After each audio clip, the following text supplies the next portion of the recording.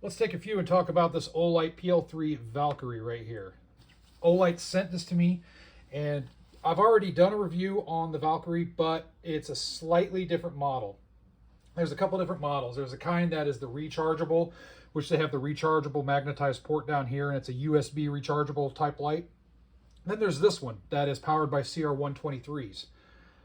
In that previous review, if I remember what I said that I like the light, but I wasn't too keen on the rechargeable as far as field use. It's great for home defense use or whatnot, where your light's always going to be at home and you're always going to be able to recharge it no problem. But for field use, I wanted a battery type option. Well, Olight went ahead and sent me this, and it's a sharp looking light. This is more of a, they call it desert tan, but this is more like a bronze color.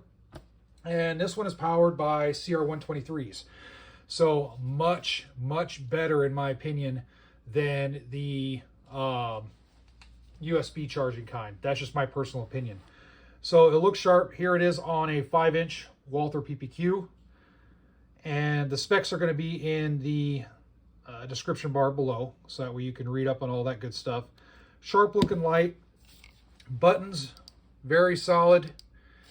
No issues with the buttons at all. It does have a couple different brightness settings. I have it on the lower setting right now. It's still pretty bright.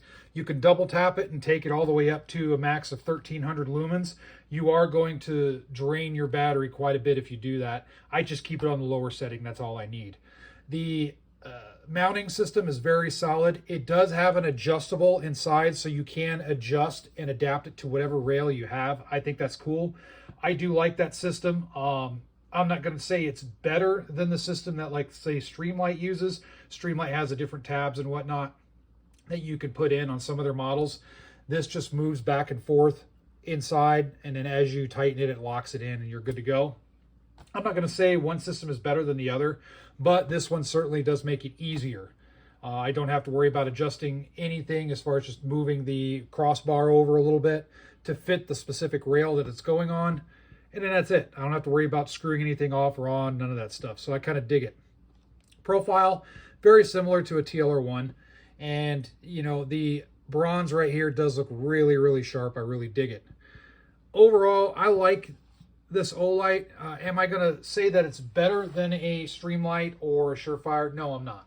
It's just a different budget option. It's a little bit less expensive. Now, there has been some issues with Olight. Let's talk about disclosure here. If you look online, there have been issues with these things catching fire. So keep that in mind. I don't think it's that common, and they may have addressed that issue. I haven't seen it on any of mine. None of my lights that I've received have gotten really hot or anything like that. I do imagine if I kick this thing on to the 1300 lumen setting and then I let it burn for a while, I just let it go, it might get pretty dang warm. But typically my lights I don't leave on. Now the smaller Olights, as you know, like these little guys, I really like these. This is a 3E EOS light. Very small little everyday carry light, very bright. This I've left on for longer periods of time as I was doing stuff in low light. And it worked great. It got a little bit warm, but no issues there. So take it as you will. Just make sure to do your due diligence. Look at stuff.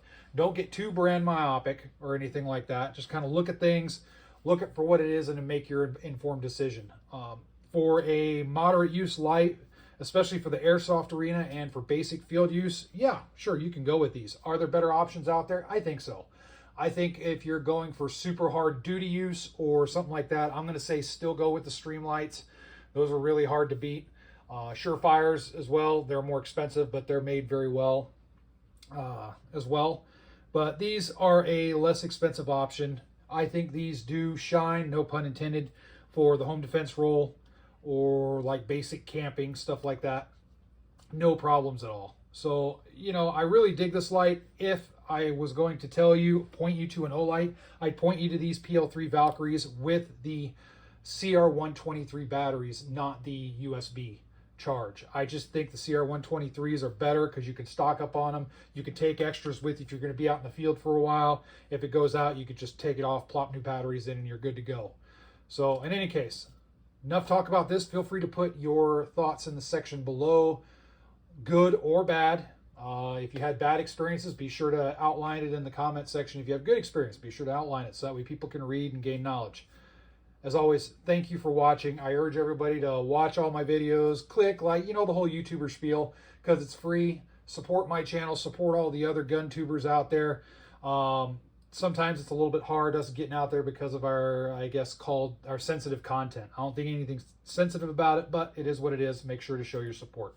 Thanks a lot for watching. Stay safe.